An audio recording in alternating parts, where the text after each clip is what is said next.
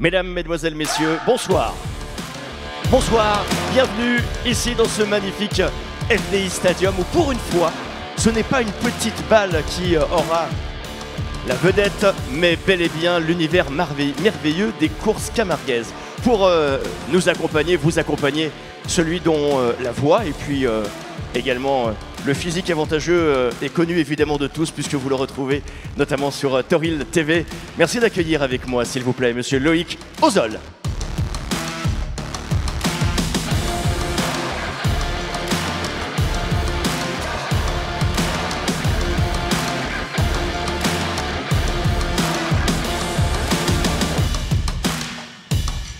Eh bien, bonsoir Eric, bonsoir à tous. Loïc. Tout d'abord, on aimerait commencer déjà par remercier la métropole de Montpellier et Toril TV et toute l'équipe de ce qu'on va faire ce soir. Et puis on va parler de beaucoup de choses, beaucoup de sujets du trophée Taurin, entre autres de l'édition 2021, de l'édition 2022. Et on va aborder aussi plusieurs thèmes comme vous avez pu le voir tout à l'heure. Et puis on va commencer tout de suite Eric, je te laisse. Par accueillir effectivement nos premiers invités. Merci d'accueillir avec nous s'il vous plaît monsieur Christian Assaf, vice-président de Montpellier Méditerranée Métropole, délégué aux politiques sportives.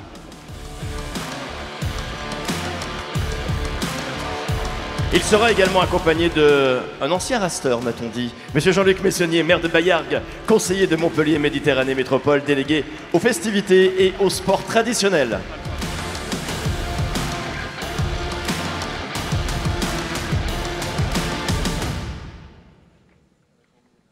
Messieurs, bonjour. Je crois, hein, tenez, vous avez même le droit à un siège et un micro. On ne se refuse rien. Eh bien, on va commencer par cette édition 2021 qui a été du coup un peu chamboulée en début de saison, mais une très belle édition 2021. On va commencer par ça. Jean-Luc, qu'est-ce qu'on peut retenir de cette édition déjà et est-ce que tu as un mot à dire déjà avant d'attaquer? Moi, si vous me le permettez, avant d'attaquer cette remise des prix, je voudrais qu'on observe une minute de silence à la mémoire de Gérard Gien qui vient de décéder ce matin. C'est le président emblématique du club taurin de Saint-Géniès qui nous a quittés ce matin. Je vous en prie, observons une minute de silence. Merci.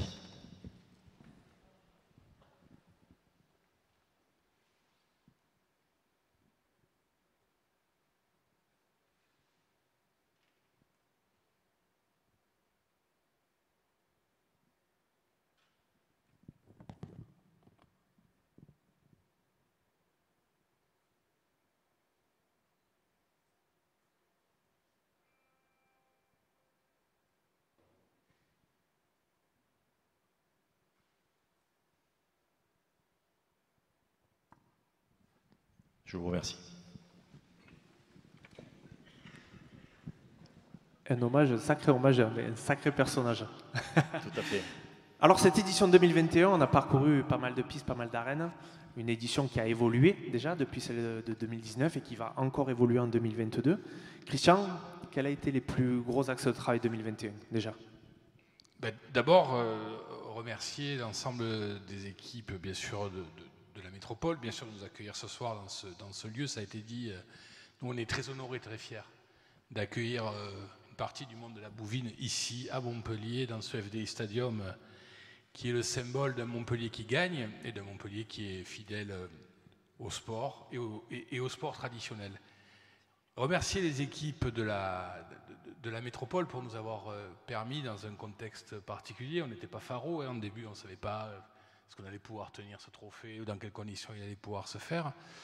Les clubs taurins ont joué le jeu, les communes. Enfin, vraiment, je trouve que on dit souvent que d'un mal peut naître un bien. Cette pandémie, elle leur a montré notre capacité à nous adapter, à faire preuve de résilience et le monde de la bouvine, entre autres, qui a particulièrement souffert pendant cette période, eh bien, a su répondre présent et nous avec. Et donc, en 2021, au final, on se retrouve par rapport à l'édition 2018 avec un nombre de spectateurs toujours plus important. Et je crois que c'est déjà ça la première victoire. Je ne vais pas parler à la place de Jean-Luc, je le dis d'autant plus facilement que c'est lui qui a l'initiative de ce trophée taurin. Mais l'objectif, c'était bien quand même, nous, d'apporter notre pierre à faire en sorte que vive la bouvine, qu'elle se développe, qu'elle grandisse, qu'elle étende sa sphère d'influence. Et qu'elle trouve sa place à Montpellier aussi, ce qui n'est pas forcément évident. Oui, mais honnêtement, c'est pas simplement de trouver sa place à Montpellier. Bien sûr que symboliquement, Montpellier, c'est la grande ville, c'est la ville des bobos. Donc c'est plutôt pas mal que le sport traditionnel, la bouvine, le tambourin, il trouve sa place. Mais si on perd à Montpellier, on perdra ailleurs. Et c'est ça le pari que Jean-Luc a fait. Il a dit, si on arrive à implanter, à réimplanter, à renforcer la tradition camarguaise, la course camarguaise sur la métropole et dans la métropole, eh bien c'est toute l'ère d'influence de la course camarguaise qui l'emportera. Et dans cette édition 2021, malgré les difficultés que l'on a pu rencontrer, eh bien, on doit reconnaître, moi j'ai pu assister à quelques courses, on doit reconnaître que le public était présent. Alors il était présent grâce à nous, hein, je le dis, grâce à la métropole, mais pas simplement. Grâce à la capacité des clubs taurins à faire des capellades très très belles, aux raseteurs qui ont donné le meilleur d'eux-mêmes, aux manadiers qui ont joué le jeu. Et si on n'est pas capable tous ensemble de travailler à offrir le meilleur spectacle, eh bien, nos arènes seront vides.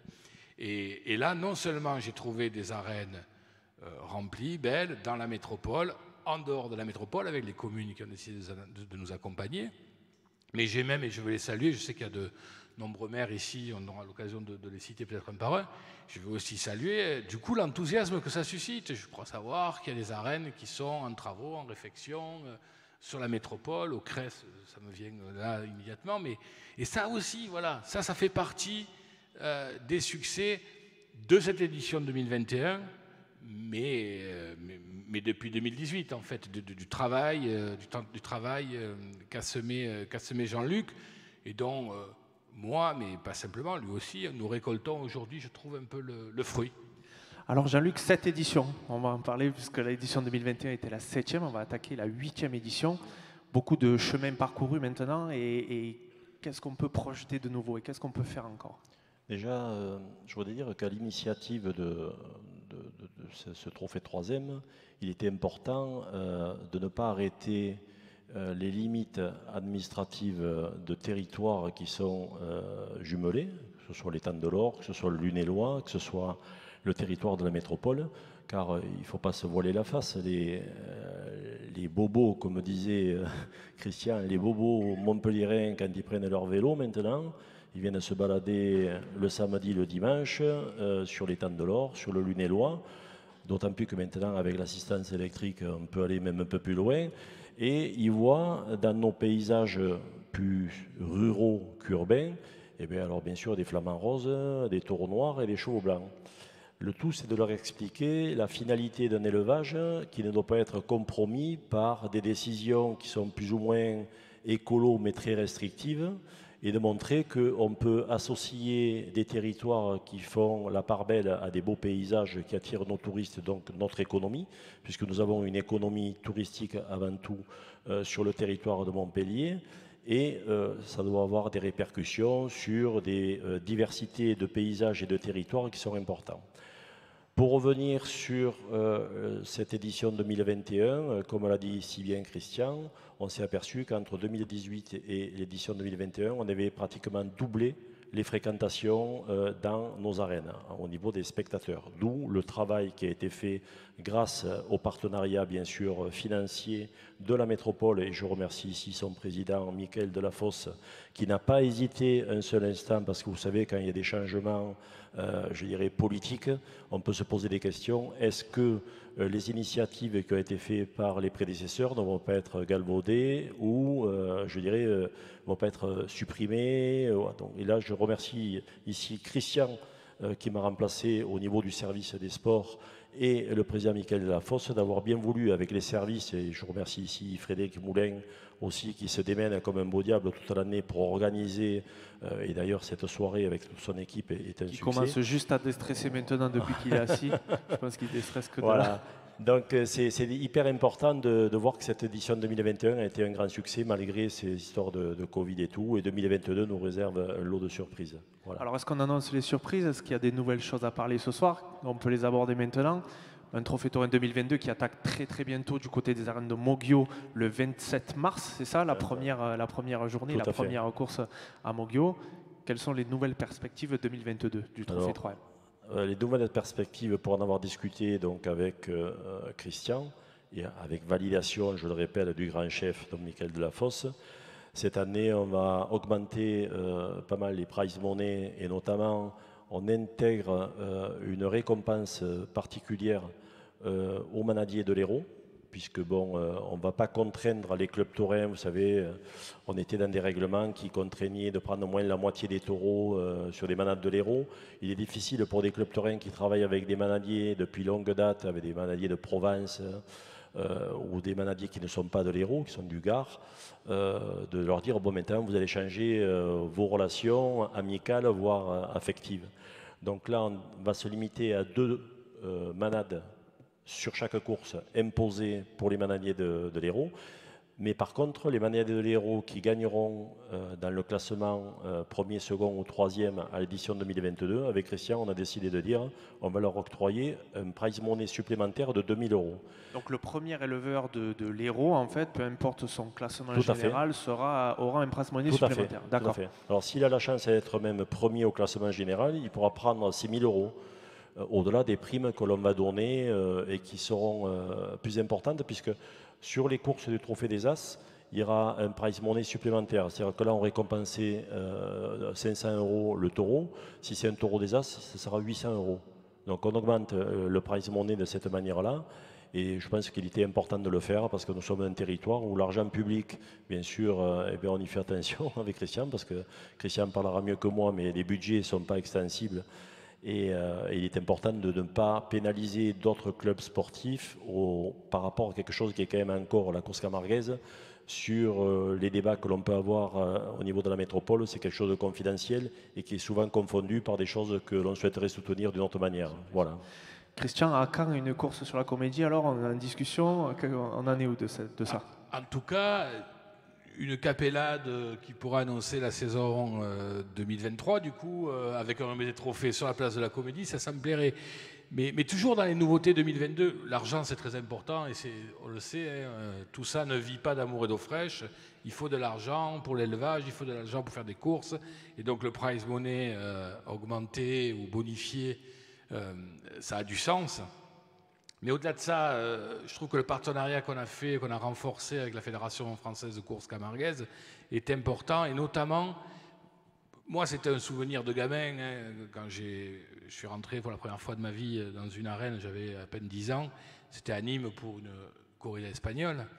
Et je me souviens que bon, les anciens qui étaient à côté de moi m'expliquaient, mais au fur et à mesure du temps qui passe, parce que l'affection est un long apprentissage, j'ai aussi pu me faire aider. À l'époque, j'écoutais France Bleu Gard-Lozère qui commentait en direct les courses. Et cette année, je suis ravi de voir que pour le trophée 3e, nous allons pouvoir, avec un système de QR code, télécharger sur nos téléphones portables à l'entrée de la course une application qui va nous permettre, avec des écouteurs, de suivre les commentaires en direct de Tauril TV et donc d'initier finalement les novices, les néo-aficionades. On va les initier à la course en direct et ça, je trouve ça génial parce que la symbolique de folklore, c'est beau, mais c'est aussi une question technique et je pense que plus on acquiert les outils techniques et plus on peut s'intéresser de près. Donc ça me paraît important. Et le deuxième petit volet important, je sais que Jean-Luc y avait attaché une grande importance, c'était la capellade, bien sûr, et elle est primée, et c'est un moment aussi important qui fait partie du spectacle, mais aussi de nos traditions, et d'exiger que maintenant on ait 8 musiciens qui constituent une peña pour cette capellade. C'est un moment fort, un moment aussi qui devrait nous permettre de rehausser encore le spectacle offert au public.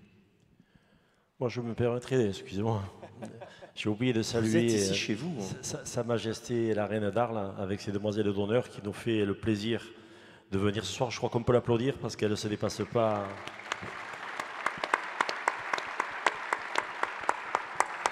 Et vous aurez l'occasion tout à l'heure de l'avoir sur le plateau avec nous. On a la chance qu'elle soit là et on aura la chance qu'elle soit assise avec nous à tout à l'heure, Camille. Et on pourra la découvrir également.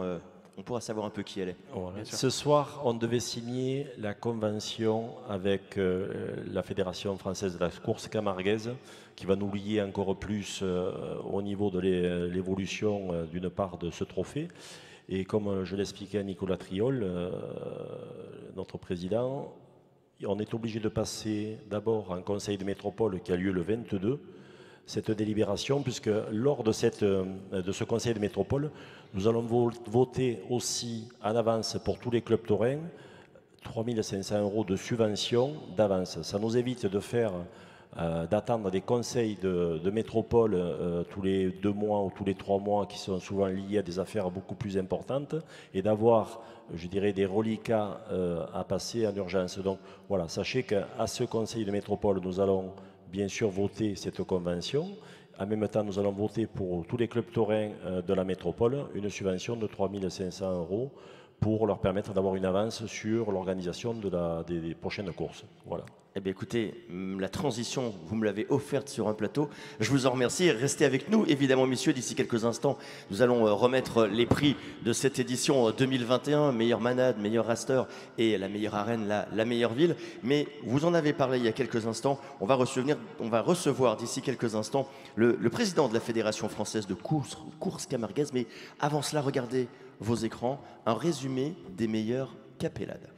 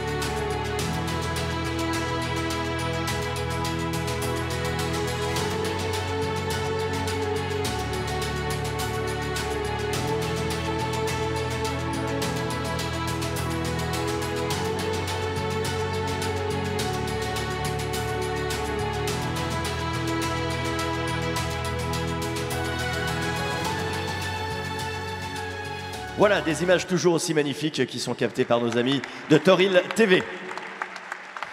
Et donc on enchaîne maintenant avec le projet fédéral. Exactement. Vous l'avez dit, messieurs, la course camarguaise, eh bien, ce sont des projets, de l'innovation, de nouveaux moyens, et puis une fédération avec laquelle un partenariat est à venir. Je vous demande justement de recevoir avec nous son président, le président de la Fédération française de la course camarguaise, monsieur Nicolas Triol.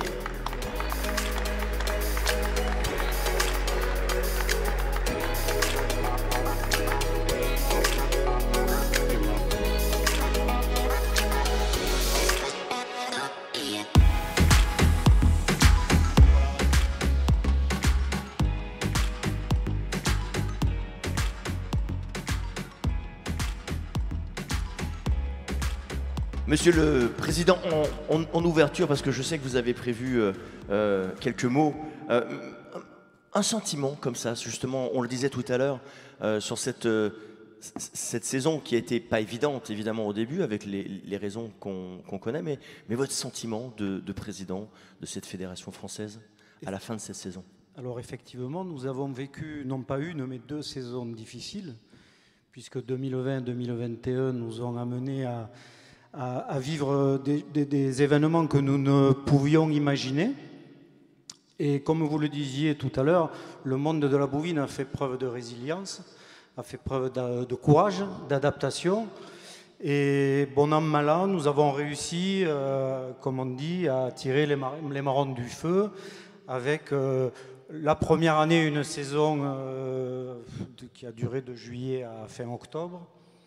Et l'année dernière, une saison qui a duré de mi-mai à mi-novembre, avec enfin l'année dernière la possibilité de refaire les finales habituelles du Trophée des As, du Trophée de l'Avenir, du Trophée Honneur, les finales de promotion, la finale du Trophée 3e.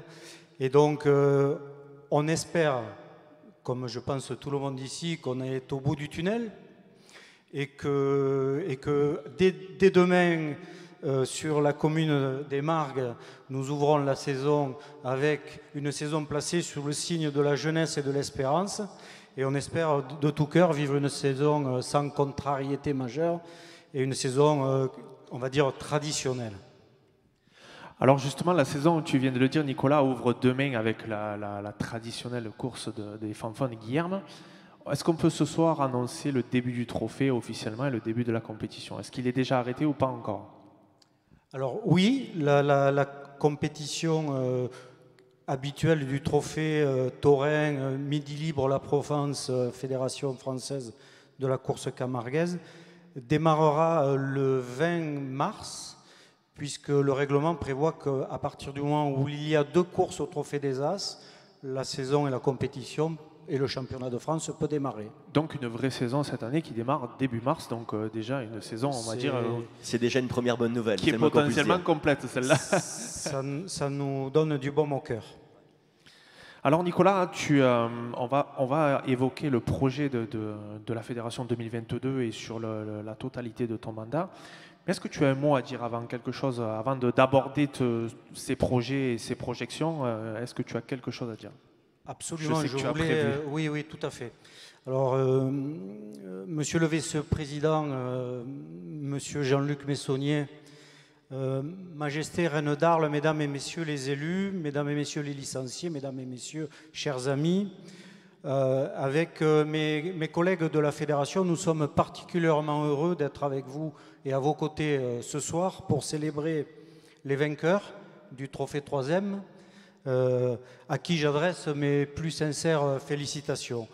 Mais je voudrais ce soir vous dire qu'en soutenant la course camarguaise, depuis toutes ces années, vous valorisez des sportifs courageux qui s'engagent librement et avec respect à défier le taureau, le seigneur de Camargue. En soutenant donc la course camarguaise, vous participez activement à la préservation de cette race unique du taureau de Camargue et de toute sa filière. En soutenant la course camarguaise, vous participez aussi à préserver et valoriser des milliers d'hectares d'espaces naturels, espaces de biodiversité, garant de nobles valeurs écologiques. Et enfin, en soutenant la course camarguaise, vous participez à transmettre aux nouvelles générations, mais aussi aux nouveaux arrivants, aux touristes de passage, une partie majeure de notre histoire, de notre culture et de notre identité. Dans un environnement mondialisé, aseptisé, uniformisé, la course camarguaise, et j'en suis convaincu, reste plus que jamais un joyau qui inscrit son avenir avec une grande force sur l'ensemble du territoire. Et pour cela, je voulais vous remercier.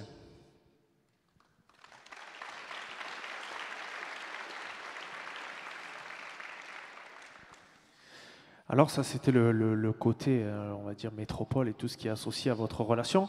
On va parler maintenant plus directement de la Fédération française de la course camarguaise, des projets qui ont été mis en place. Alors 2021, on a surtout essayé de combler par rapport à la pandémie et ce qui se passait.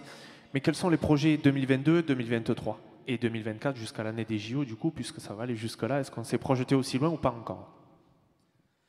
Alors il y a un proverbe, un dicton, une citation qui dit que transmettre une culture est la plus vieille mission du monde et que sans transmission de culture, a priori une culture se meurt.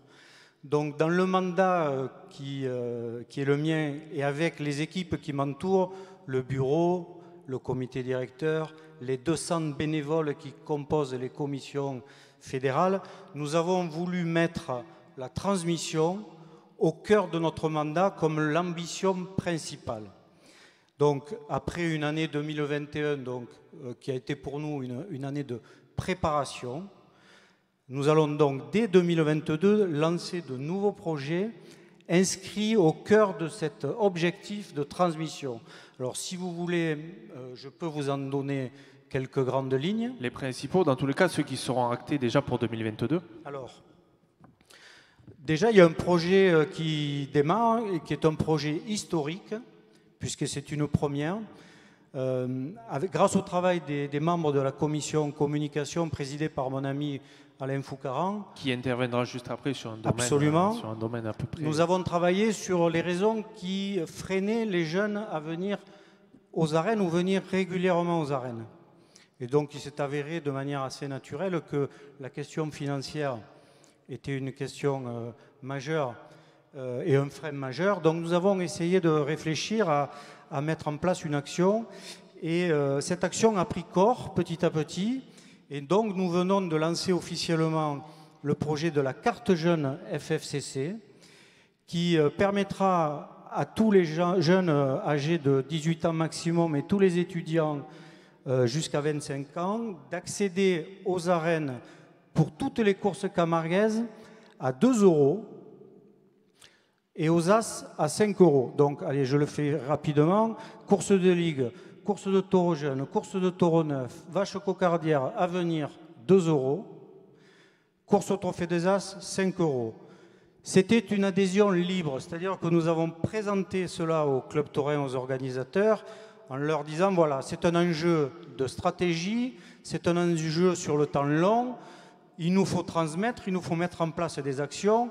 Et la belle surprise, je ne vous le cache pas, la belle surprise, c'est qu'à ce jour, 84 organisateurs et clubs taurins ont adhéré à ce dispositif et 66% des courses de la saison sont déjà estampillées carte jeune. 600 courses sur la saison bénéficieront à ce jour de la carte jeune pour cette nouvelle génération que nous voulons amener aux arènes. C'est une adhésion qui se fait sous une forme de licence jeune. C'est ce format-là ou... Alors on a essayé d'être à la page et on est allé sur de l'adhésion numérique et d'ici quelques jours, en renfort de publicité, de publication, un QR code et un lien sera délivré et permettra à tous les jeunes du territoire éligibles à ce dispositif, en cliquant sur le lien ou en téléchargeant le QR code, de réaliser leur inscription numérique et de bénéficier d'une carte jeune numérique qui sera scannée à l'entrée des arènes. Et gratuite. Et gratuite. Donc ça, c'est le projet phare du lancement de cette année. Toujours dans la transmission, on a réfléchi aussi sur les tout-petits. Et donc, nous avons eu l'idée et cherché des partenaires, des prestataires pour construire une arène gonflable itinérante d'éveil à la course camarguaise par le jeu. Le hasard a fait que nous avons trouvé un fabricant qui était capable de nous faire une arène de course camarguaise gonflable et de taille suffisamment grande pour pouvoir assurer des animations. Une arène qui va être itinérante, que nous allons recevoir fin avril et qui sera à la disposition du territoire avec les animateurs de la fédération pour pouvoir transmettre la course camarguaise par le jeu aux enfants de 3 à 8 ans. Donc voilà le deuxième projet dans le volet transmission de cette année 2022. Et qui porte aussi, vous m'arrêtez si je me trompe, qui porte aussi justement sur cette convention avec le Trophée Taurin qui veut aussi profiter de cette avancée et de ce, Jean-Luc. Et de ce profil. Si je peux me permettre, je trouve qu'il serait... Puis Jean-Luc, tu es au courant, c'est pas toi qui as placé des arènes dans toutes les écoles de l'Hérault? Non, non. Non, mais ça, on en discutait avec Christian et il faudra le soumettre au président, Michael Delafosse. Moi, je verrais bien ces arènes gonflables sur la place de la Comédie pour toucher un maximum de personnes. Donc, il est évident que là-dessus, on aura un grand impact. Place de la Comédie, notre beau théâtre derrière, et là-dessus, on va pouvoir communiquer et attirer de plus en plus de monde dans nos arènes. Donc voilà, c'est très bien Nicolas, ces deux initiatives nous plaisent énormément. Elles seront à votre disposition. Troisième projet qui concerne plus spécialement les sportifs rasetteurs. Donc nous avons au cœur de notre mandat le projet de développer les écoles de rasetteurs qui étaient un petit peu en perte de vitesse avec un nombre de licenciés plutôt en déclin.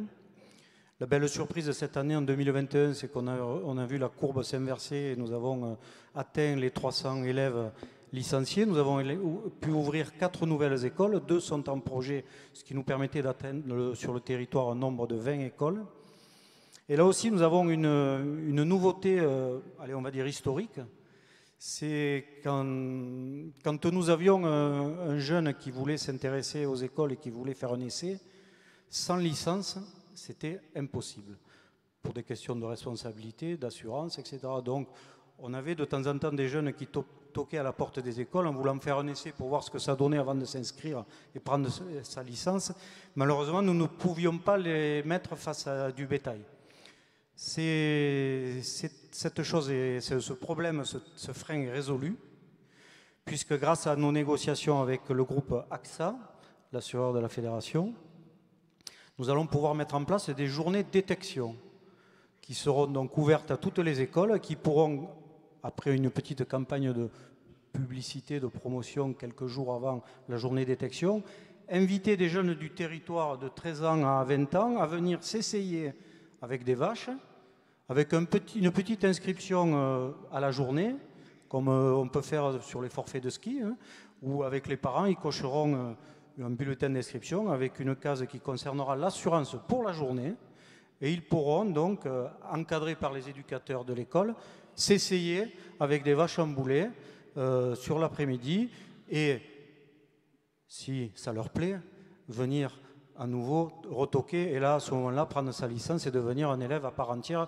des écoles de rasetteurs. On compte énormément là-dessus pour ouvrir la porte de nos écoles et essayer d'augmenter les effectifs de nos écoles parce qu'on a énormément de taureaux jeunes à essayer, énormément de manades qui ont eu pendant ces 2 dernières années des taureaux qui n'ont pas beaucoup couru et il nous faut créer des supports pour essayer ces taureaux jeunes et les écoles en sont un et si on peut avoir, au lieu d'avoir 300 élèves, si on peut en avoir 500, derrière au lieu d'avoir 35 stagiaires au pôle ligue, on en aura 50 et au lieu de pouvoir faire 2 courses de ligue le samedi, on pourra peut-être en faire 3 voire 4. Donc c'est l'objectif que nous nous fixons à la fin du mandat, d'arriver à 20 écoles et peut-être 500 élèves. Peut-être c'est un objectif ambitieux, mais en tout cas c'est un objectif qui sera utile s'il est atteint à l'ensemble de la filière. Alors justement, une petite question sur les taureaux, on peut s'arrêter juste une minute là-dessus. On n'a pas forcément encore mesuré les impacts, tout à l'heure on en parlera, puisqu'on doit recevoir 2 éleveurs et 2 manadiers de renom qui doivent recevoir un prix. Mais effectivement, on n'a pas mesuré encore l'impact de cette année et demie de transition et de Covid. Est-ce que c'est quelque chose qui, du coup, s'insère dans le projet fédéral comme du coup, une obligation? Parce que c'est 1 an et demi, il manque forcément à la formation des taureaux jeunes. Les taureaux plus âgés, forcément, on ne va pas forcément voir la différence. Mais sur des taureaux plus jeunes, 1 an et demi, des fois, ça compte énormément. Est-ce que, du coup, ça s'est inséré un peu de force dans le projet fédéral? Alors, il est évident que dans la conduite d'une carrière d'un taureau, et plus particulièrement d'un taureau jeune, les manadiers n'ont pas bénéficié pendant ces 2 dernières années des supports qui leur permettaient de faire évoluer de manière traditionnelle, classique, leur taureau jeune. Alors il est aujourd'hui, compte tenu de l'effectif du Pôle Ligue, il est difficile d'augmenter le nombre de courses de Ligue. Nous avons eu 300 demandes avec un potentiel de 200. Malheureusement, on a dû mettre de côté une centaine de demandes de Ligue, tout en ouvrant la porte à tous les organisateurs à qui nous ne pouvions pas donner satisfaction à réaliser des courses de taureaux jeunes. Donc certains ont accepté de transformer les courses de Ligue en courses de taureaux jeunes, et je les en remercie ce soir. Oui, puisque du coup, pour la petite parenthèse, une course de ligue coûte beaucoup moins cher organisée qu'une course de taureau jeune, et donc c'est pas forcément évident de transformer une ligue en taureau jeune. Donc, mais encore une fois, les clubs taurins ont montré leur engagement dans la filière et ont accepté de mettre un peu plus de budget pour pouvoir faire plaisir aux manadiers et faire courir les taureaux jeunes qui en ont vraiment bien besoin. Et je les en remercie. Et du coup, donc, on termine sur le projet numéro 3, c'est ça? Puisqu'il y a quand même 3 grands projets. Le quatrième, pardon. Le quatrième. Oui, le quatrième est un projet plus culturel, puisqu'on a, au fil des années, on a vu une mutation du profil des rasetteurs qui arrivaient dans la course camarguaise. On est passé de rasetteurs un peu ruraux à des rasetteurs qui sont plutôt issus du monde urbain ou périurbain, avec peut-être une culture de l'histoire de la course camarguaise un peu plus modérée que celle que pouvaient avoir des jeunes issus de la ruralité il y a 30 ans, 40 ans et plus longtemps. Donc on a voulu, avec la commission culture et patrimoine de la fédération, élaborer un petit ouvrage avec beaucoup d'humilité, mais un petit ouvrage qui sera destiné aux 300 élèves des écoles de rasetteurs et aux 35 stagiaires du Pôle Ligue, un petit ouvrage qui, en une trentaine de pages, permettra à ces jeunes-là de s'immerger dans l'histoire, dans la culture, avec toutes les facettes de la course camarguaise, de son histoire, avec le costume, avec la nation gardienne, avec le travail dans les manades, avec la langue, avec la photographie, la littérature, avec la fédération, avec les trophées, avec l'histoire des champions, l'histoire des taureaux, etc., etc. Voilà, c'était on va dire le projet un peu culturel de cette année 2022. Oui, si vous me permettez juste de rajouter, on s'en faisait le commentaire en off là, avec Jean-Luc. On n'est pas très étonnés, nous, qu'à Montpellier, dans la métropole, il y ait des amateurs de courses libres, parce que des rasters en devenir, parce que c'est la capitale, un peu la métropole de Montpellier, c'est la capitale du sport extrême. Et finalement, je me dis qu'il y a des liens quand même entre finalement les sports extrêmes, dits urbains, qu'on connaît traditionnellement, BMX, wake, tout ça, bon, et notamment avec son fils, et aussi finalement cette course camarguaise, je ne suis pas étonné. Et c'est bien aussi en effet de redonner un contexte culturel et historique à ce qui reste une performance sportive. Hein. Alors, on va recevoir, Eric, je te vois prendre le micro. On va recevoir, Nicolas, quelqu'un qui compte avec toi. Tu as encore un projet à nous dire, tu as encore une chose à nous dire. Il a encore un projet dans sa besace, beaucoup de projets. Et le dernier, donc le dernier qui va démarrer dans sa phase de préparation pour un lancement début 2023, toujours dans le volet transmission, hein, qui est le volet fort. Donc nous allons constituer une équipe de travail avec un coordinateur qui va être chargé d'élaborer une nouvelle exposition fédérale sur la course camarguaise itinérante, avec une forte innovation à l'intérieur qui sera la mise en place d'ateliers de réalité virtuelle pour l'immersion à la course camarguaise et à la vie dans les manades.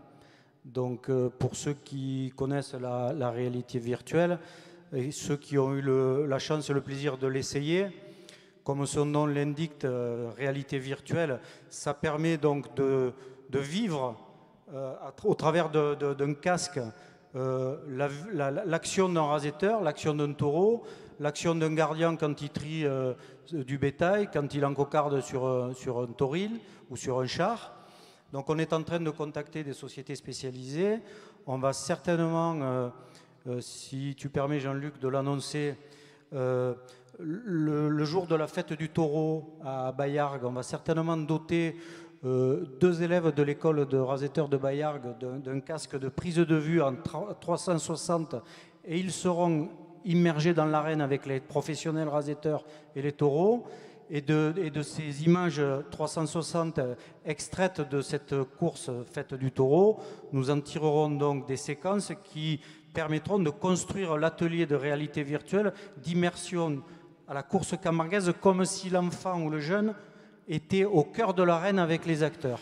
Donc en fait, on est dans la réalité virtuelle, c'est-à-dire qu'on est plutôt dans la réalité augmentée, puisque c'est de la 3D physique et pas de la 3D virtuelle. Donc ça sera vraiment de la caméra embarquée en 3D en casque de réalité virtuelle. Et nous ferons la même chose en manade, avec donc un cavalier ou 2 qui seront dotés de la caméra et donc qui prendront des prises de vue 360, comme tu le disais Loïc, sur le travail en manade, toutes les facettes du travail en manade, qui seront converties après en séquences de réalité virtuelle, qui permettront à tous les enfants du territoire de pouvoir découvrir en réalité virtuelle l'exactitude de ce que vit un sportif dans une arène, un rasetteur, et l'exactitude de ce que vit un manadier, un gardien, sur sa manade.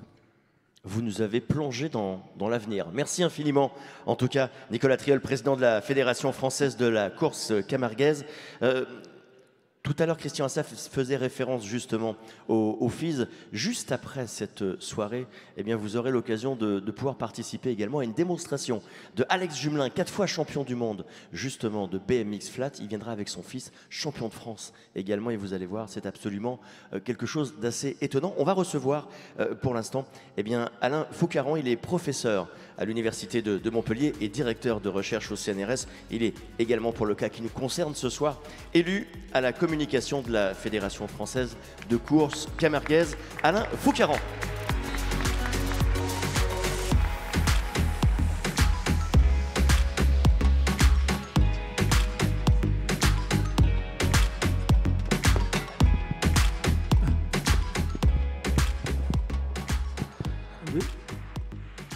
Installe-toi Alain, vas-y, je t'en prie, 2 minutes.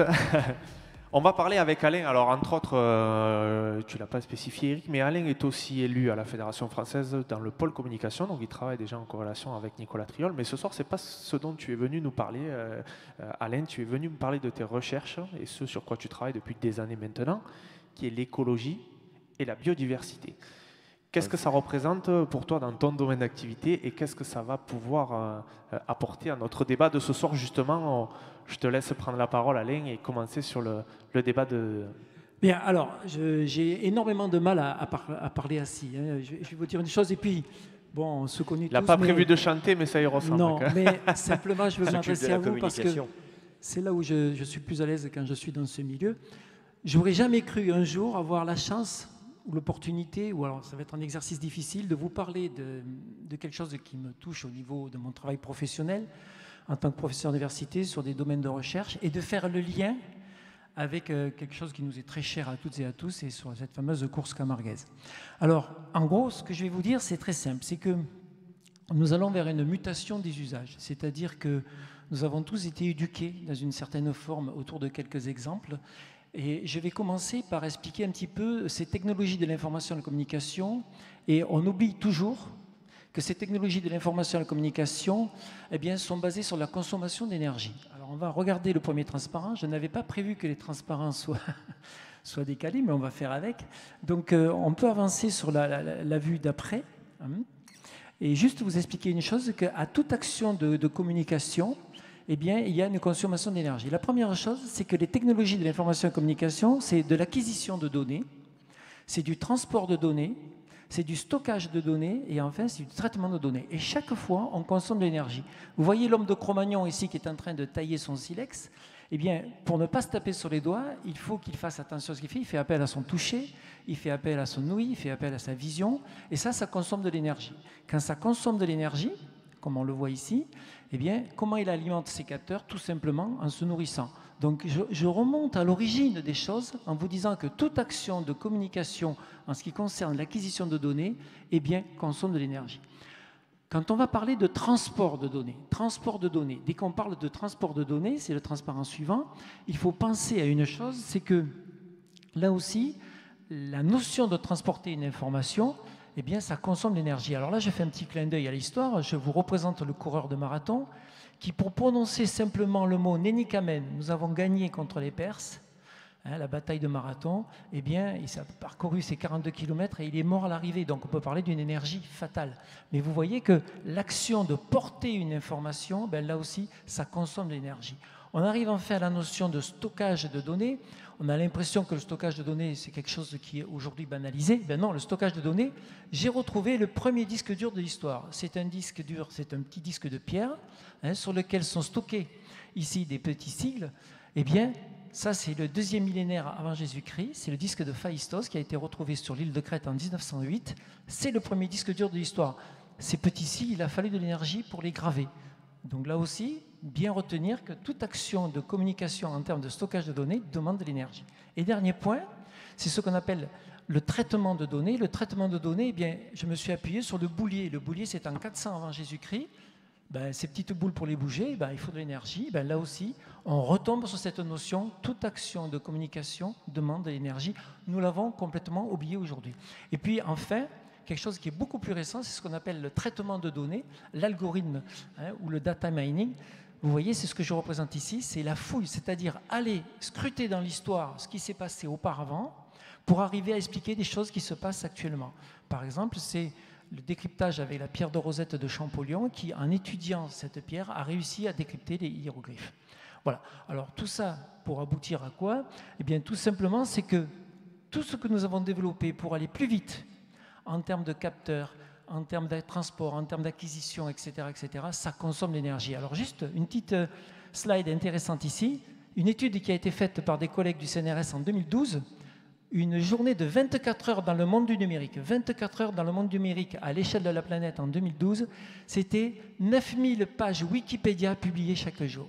104 000 heures de vidéos YouTube publiées chaque jour. 145 milliards d'emails échangés quotidiennement. Ça, c'était en 2012. Eh bien, aujourd'hui, c'est ce que nous faisons chaque minute 10 ans plus tard. 10 ans plus tard, chaque minute, nous faisons ce que nous faisions en 24 heures il y a seulement 10 ans. C'était le transparent suivant. Donc, on peut enchaîner. Donc, retenez bien, voilà, c'est ce que nous faisons chaque minute. Et on ne parlait pas en 2012 de Netflix. C'est quelque chose qui est beaucoup plus récent. Donc, vous voyez ce qui se passe. On peut enchaîner. Alors, juste pour vous dire, on a consommé énormément d'énergie pour être le plus efficient possible en termes de capture, d'acquisition, etc. Qu'est-ce qu'il faut faire? C'est la fameuse mutation des usages dont je vous parlais tout à l'heure. Eh bien, il faut inverser le système, c'est-à-dire que maintenant, il faut que ces technologies de l'information et de la communication se mettent à la disposition de l'énergie pour consommer moins. Et c'est ce que nous sommes en train de faire, c'est ce que nous faisons, c'est-à-dire que tous les systèmes que vous connaissez actuellement sont disponibles pour économiser et consommer le moins d'énergie. C'est le compteur Linky, par exemple, qui est un concentré de technologie pour essayer de consommer moins. Il n'y a plus un seul ordinateur qui sorte actuellement avec une unité centrale dédiée à la consommation de l'énergie globale du système. Juste pour vous donner une idée, quand vous faites un calcul sur votre système, imaginons qu'il vous faille 1 kW pour faire du calcul, uniquement du calcul, faire les additions, les opérations, multiplications, etc. Vous avez systématiquement de l'autre côté 2 kW de refroidissement du système. C'est-à-dire qu'en fait, votre calcul vous coûte 3 kW.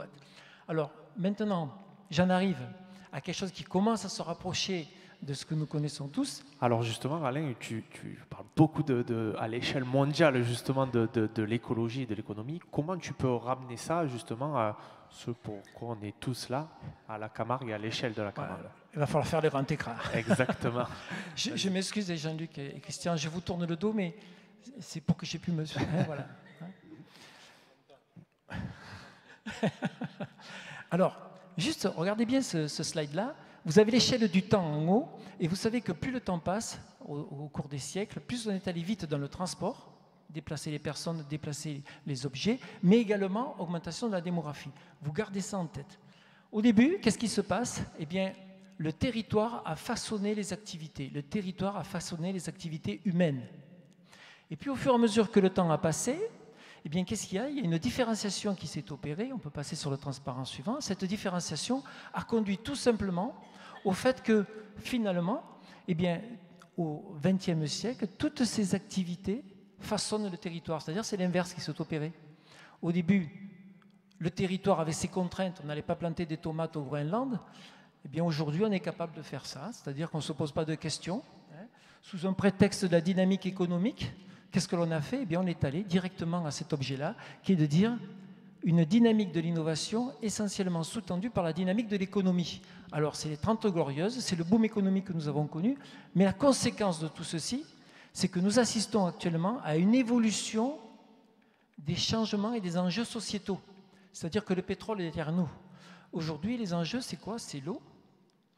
C'est la cybersécurité qui est le problème majeur actuellement. Vous le voyez avec ce qui se passe malheureusement dans notre pays. Et puis, c'est les terres rares. Les terres rares, premier producteur mondial des terres rares qui est un composant indispensable pour fabriquer nos ordinateurs, 60% pour la Chine. Et une grande partie également en Russie et en Ukraine. Vous comprenez les pourquoi.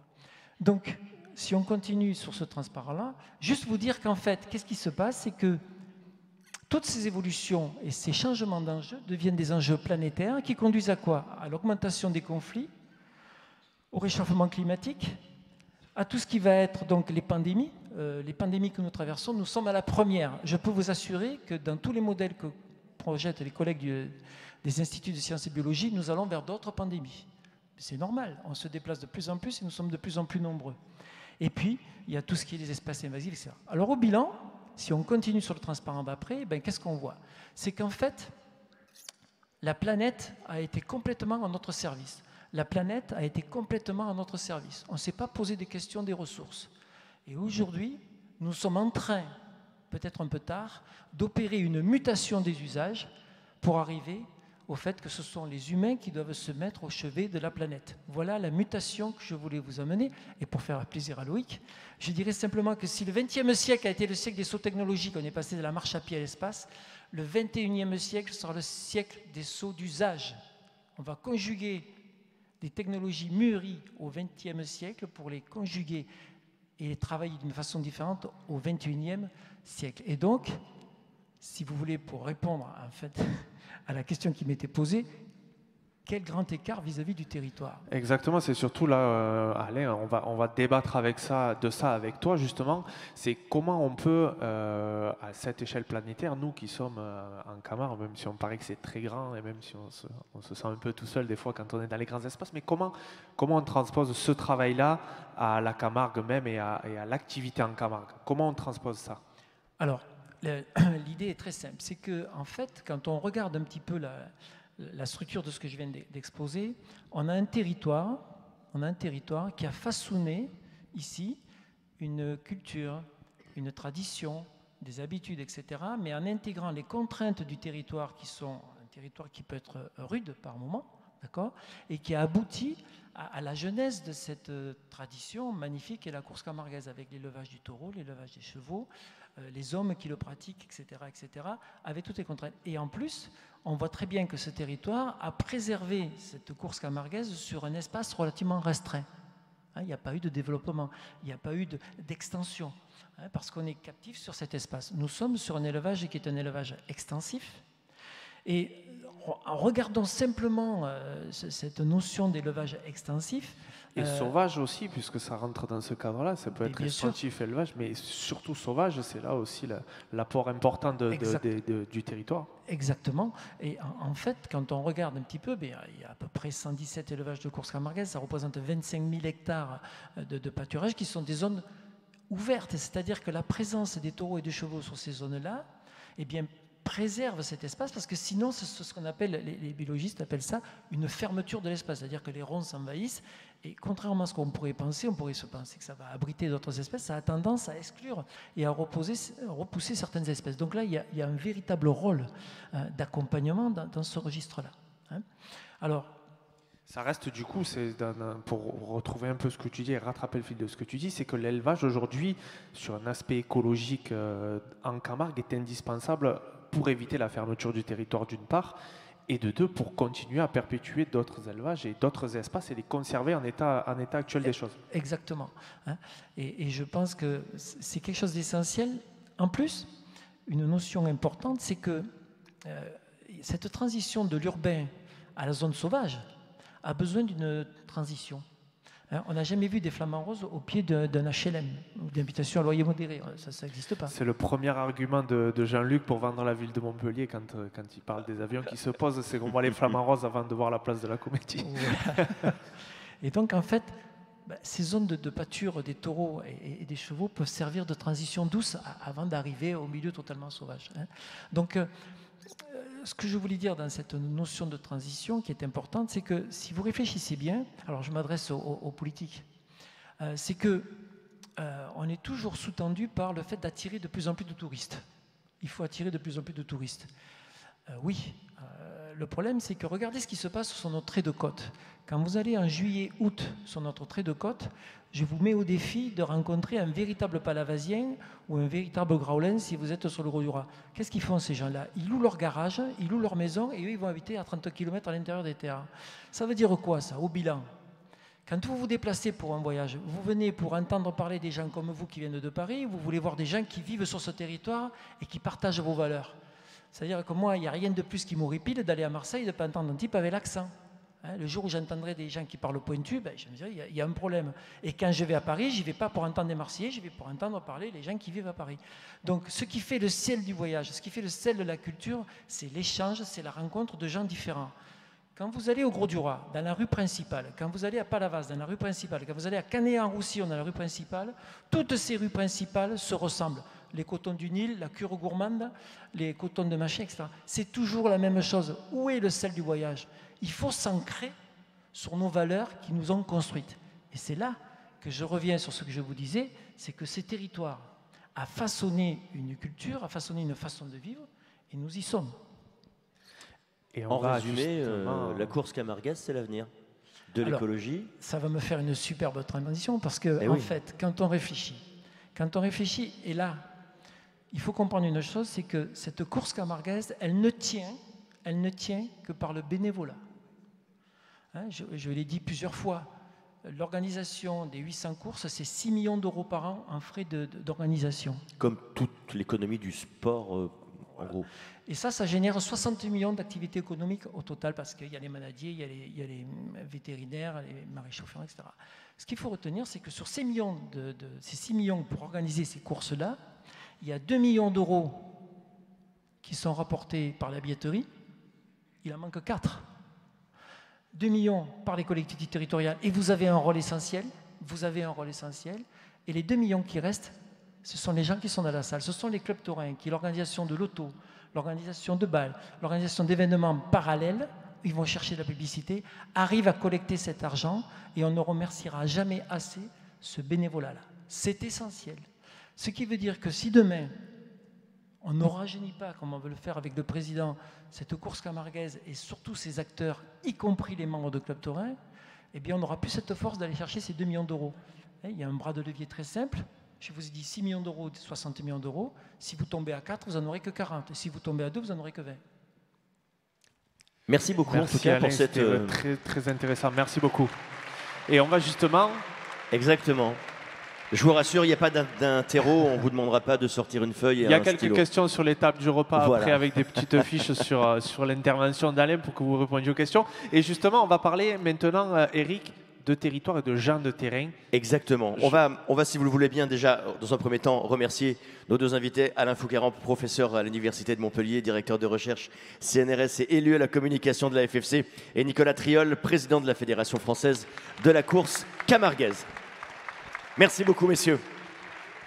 Effectivement, la course camarguaise, c'est du territoire, c'est la tradition et c'est une certaine idée du bien-être également. Regardez quelques exemples sur cet écran.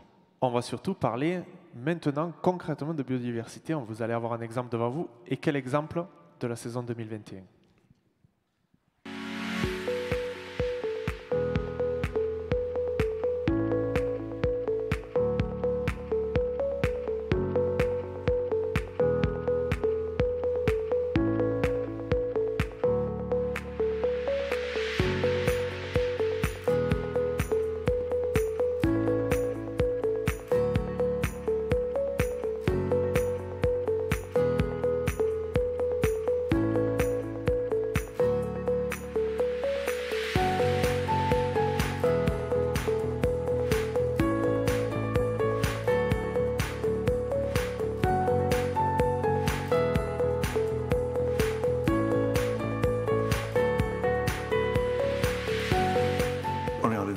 des juments, avec 12 juments en étalon.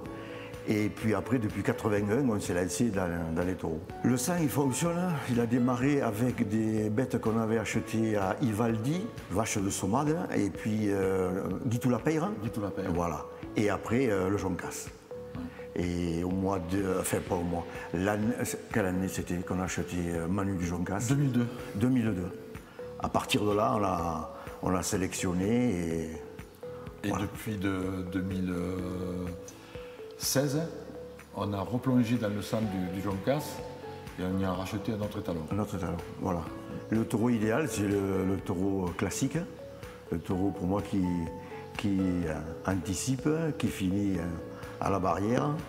C'est mieux quand il peut faire un coup de barrière. Mais pour moi, oui, c'est le taureau idéal. Hein. Ben pour moi, c'est identique. Pour moi, le taureau idéal aujourd'hui, c'est Mouiron. Parce qu'il se fait respecter. Il a toutes ces valeurs que vient de dire Bernard. Sauf le grand coup de barrière, mais enfin, il envoie la corne pour aller rattraper le raseteur. Pour moi, incontestablement, c'est Mouiron. Parce que c'est l'intelligence même dans le combat. Mais après, bon, il y a Quintilien. Il y a Quintilien. Il y a Milon.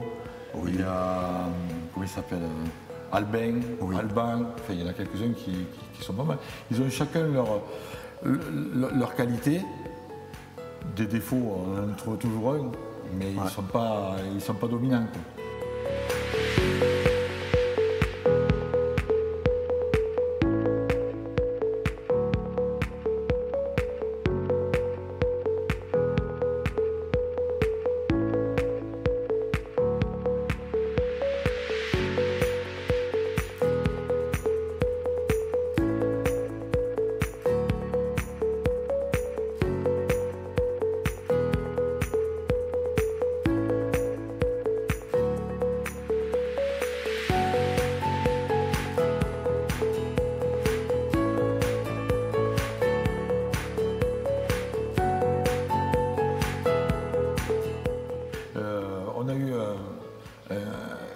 Un succès crescendo, c'est-à-dire on est monté doucement et pour le moment ça se maintient et on espère ne pas avoir la vague inverse qu'on n'ait plus de taureaux demain. Quoi. Et il a été élu Lion d'Or 2021. Mouiron de la Ménade du Ternier, Lion d'Or 2021. Restaurant Starter à Beauvert, c'est le taureau de plus. Par de la bouchade chez Paul, c'est le taureau de plus. La boucherie Pavel, c'est le taureau de plus. Le taureau de plus.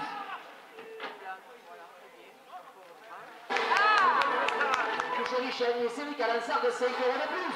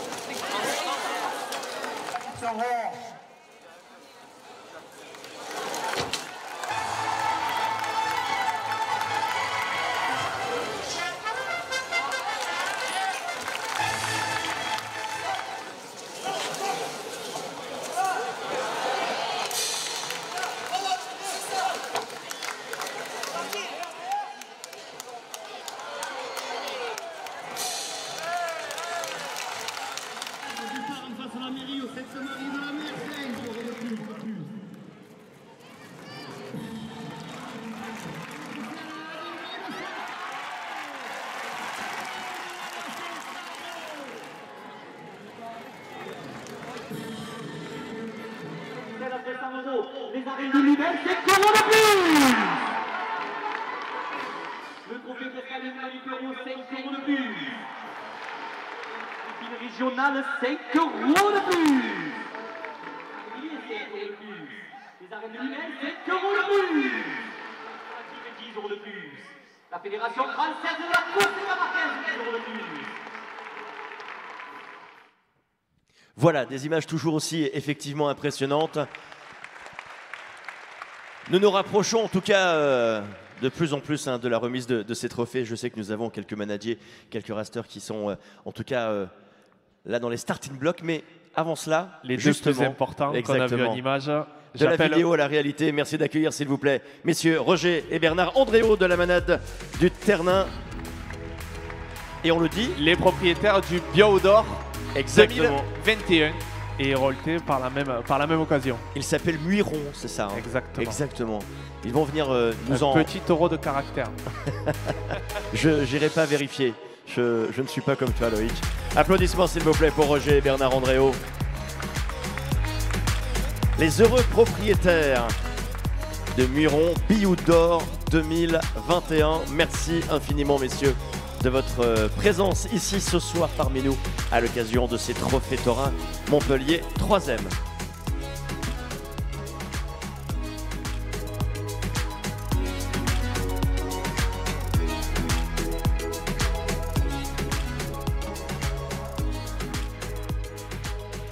Eh bien, messieurs, bonsoir.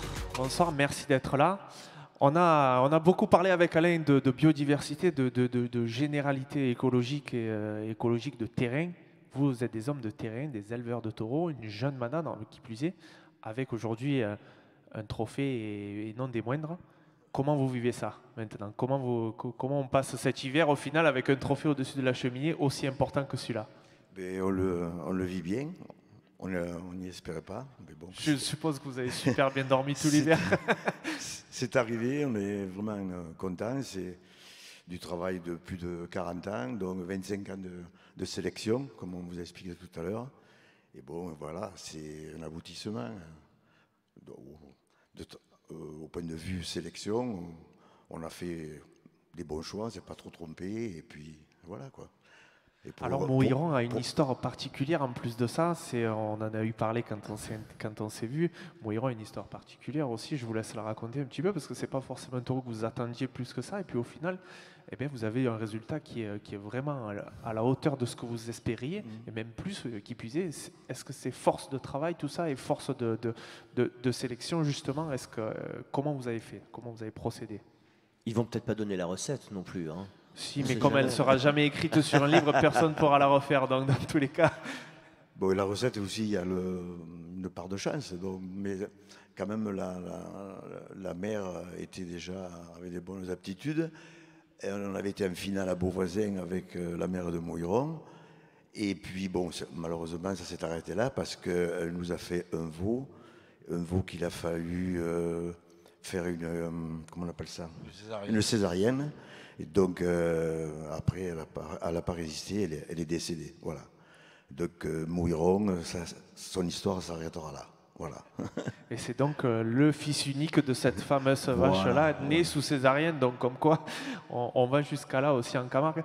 Roger, tu attendais ça pendant longtemps, vous attendez ça depuis longtemps. Aujourd'hui, quel est le calendrier et qu'est-ce que vous projetez pour 2022? Qu'est-ce qu'on peut attendre une fois un Biodor passé? Qu'il fasse aussi bien que l'an passé.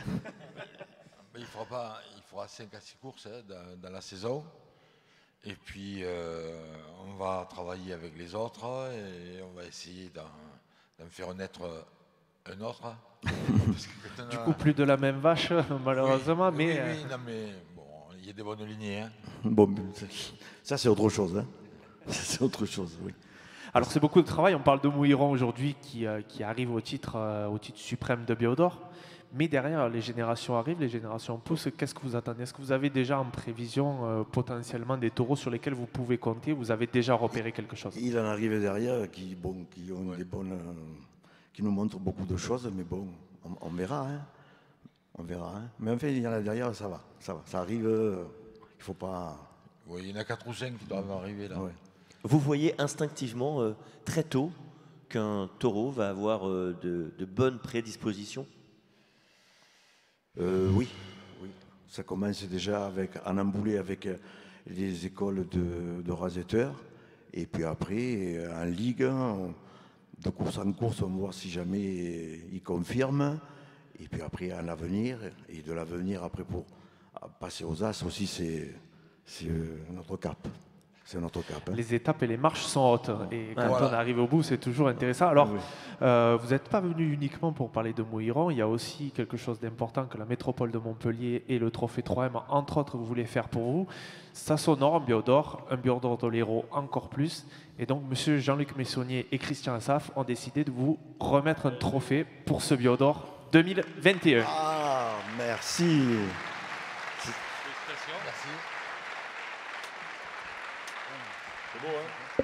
Voilà, le trophée des Biodor.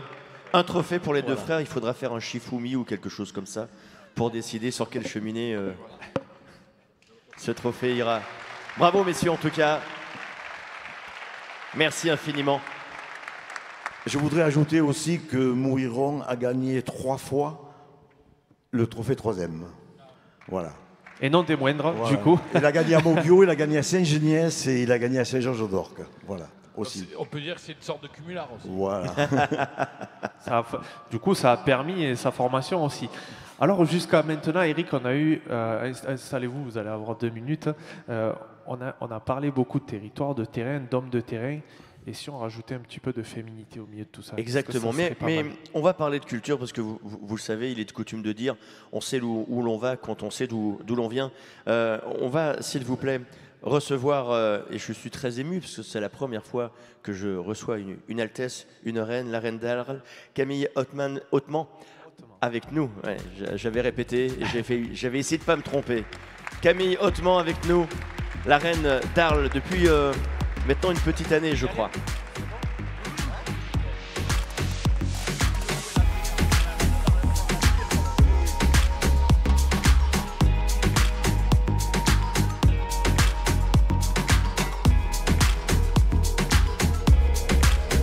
Applaudissements s'il vous plaît pour Camille Hautement, la reine d'Arles.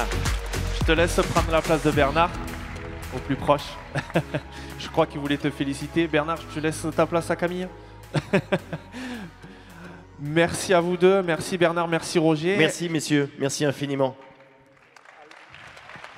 Et vous vous êtes déjà croisés de toute façon cette année, il me semble, dans les arènes d'Arles. Alors, Madame la Reine, en préparant un petit peu cette soirée, j'ai découvert que les lettres étaient quelque chose que vous aimiez particulièrement. Une licence en sciences du langage, 2 masters.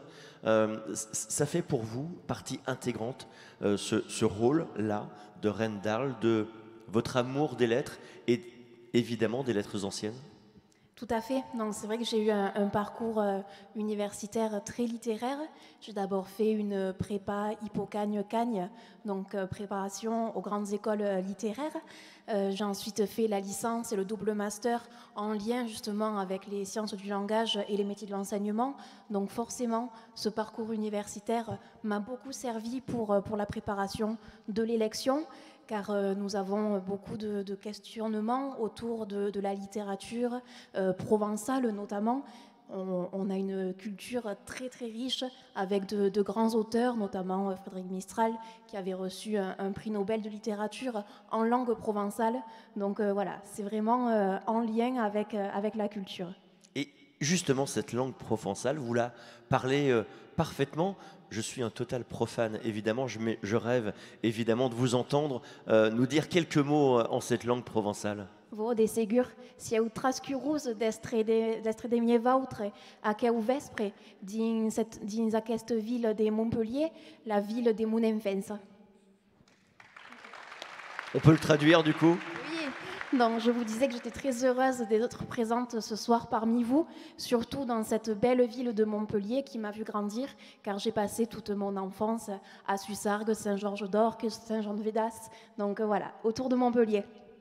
Alors avec les études de lettres aussi, comme on a pu en discuter tout à l'heure ensemble et comme on en a parlé avec Eric aussi, avec ces études de lettres et ton parcours de reine d'Arles, il y a aussi un parcours d'entrepreneuse tout récent. Je te laisse en parler un petit peu. Oui, tout à fait, comme quoi on peut changer de voie assez rapidement et le règne est aussi un beau vecteur de parcours. C'est vrai que j'étais plus destinée vers de l'enseignement et finalement, grâce à l'élection et au règne, j'ai vraiment pris conscience d'un manque sur le territoire. Nous portons un costume traditionnel fabuleux. De plus en plus de personnes ce costume. Il suffit de voir les Mireillettes, les Virgininques, tout un tas de jeunesse est vraiment très intéressée par le costume et par la culture provençale. Et nous rencontrons un véritable problème. Nous avons beaucoup de difficultés à nous fournir en soie, notamment. C'est une matière assez onéreuse qui est difficile à trouver au niveau du secteur. On est obligé de se déplacer vers Lyon et Paris, donc ça fait vraiment un éloignement géographique, alors qu'il y a véritablement une demande au cœur de notre territoire. C'est la raison pour laquelle j'ai candidaté à un appel d'offres de boutiques à laisser sur le village de Paradouf. Et sur les 32 candidatures, j'ai été l'une des 2 lauréates. Donc d'ici le début du mois d'avril, je vais pouvoir ouvrir ma boutique qui sera en lien avec le costume d'Arles. Je vais pouvoir proposer des tissus de qualité de France et d'Europe et proposer également tout un tas d'ateliers et de conférences en lien avec notre belle culture. Voilà, une reine culturellement engagée, sociologiquement engagé, et vous, tu l'as dit Loïc, en termes d'entrepreneuriat également. Moi j'aimerais savoir, vous y avez fait référence, ça vous a ouvert en tout cas une certaine perception, une certaine vision de manque, mais que vous a apporté également ce titre de reine d'Arles? Alors être reine d'Arles, ça apporte énormément de choses, que ce soit sur le plan personnel comme professionnel, comme je viens de vous en parler. Sur le plan personnel, c'est un véritable enrichissement au quotidien. Nous faisons de fabuleuses rencontres. Avec mes demoiselles d'honneur, nous avons tissé de véritables liens d'amitié. C'est, comme j'ai souvent l'habitude de le dire, c'est une seconde famille avec qui nous passons 3 années de notre vie, 3 années très riches, très denses, avec des rencontres, des déplacements vers la capitale pour faire découvrir notre culture. Nous avons eu la chance d'être reçus par Madame la députée Monica Michel à l'Assemblée nationale déjà. Donc voilà, en quelques mois de règne, nous avons pu promouvoir et faire rayonner notre culture. Donc c'est vraiment une très belle expérience et j'invite toutes les jeunes femmes qui portent le costume à tenter l'expérience, à candidater, à réviser. C'est un véritable enrichissement personnel. Merci beaucoup. Christian, oui, vous vouliez rajouter quelques mots? Oui, je voulais profiter de la présence et saluer en même temps sa présence du sénateur Hussein Bourgi, ici sénateur de l'Hérault, pour peut-être l'inviter à inviter la reine d'Arles au Sénat. Ça permettrait également de promouvoir la culture camarguaise à Paris. Alors, Hussein, je te laisserai le soin de voir la reine. Et puis on s'aperçoit beaucoup Eric est un peu plus néophyte et tout ça, mais c'est intéressant que tu mènes ce débat-là. Ce qui est intéressant aussi, ce qu'on voit à travers ton parcours, le parcours aussi de Naïs et de Mandy, c'est que les reines d'Arles sont de plus en plus modernes et ça avance à une vitesse grand V. Et on vit aujourd'hui, on en parlait justement ce matin, mais on vit aussi à une époque où les reines d'Arles sont des femmes de caractère et c'est important de le souligner aussi, de souligner les parcours et de souligner les trajectoires que prennent justement ces reines et ces reines. En tout cas, merci beaucoup d'être là. Et dans tous les cas, tu as encore 2 années devant toi, c'est ça? Oui, c'est ça. Ça a commencé on aurait dû être élu en mai, comme ça se fait habituellement en 2020, mais malheureusement, ça n'a pu se faire et ça a été décalé d'1 année et nous avons été élus le 12 juin 2021. Donc c'est vrai que c'est assez récent et on a encore un beau parcours devant nous. Moi, je voudrais rajouter que je voudrais remercier, alors, au nom de tous les organisateurs, je dirais, de courses camarguaises qui font appel à des Arlésiennes. Je voudrais les remercier parce qu'elles amènent de l'élégance dans un milieu qui en avait bien besoin. Voilà. L'élégance, mais pas que, notre reine d'Arles. On va poursuivre cette soirée avec une toute dernière partie et on va rester évidemment dans cet univers de la culture et ça va vous plaire puisqu'on va parler aussi un peu de littérature. Nous allons recevoir Henri Itier, il est président du jury du Trophée Taurin 3e et ancien président de la Fédération française de courses camarguaises de 1993 à 2011. Il a également écrit un livre, Les dynasties de Camargue.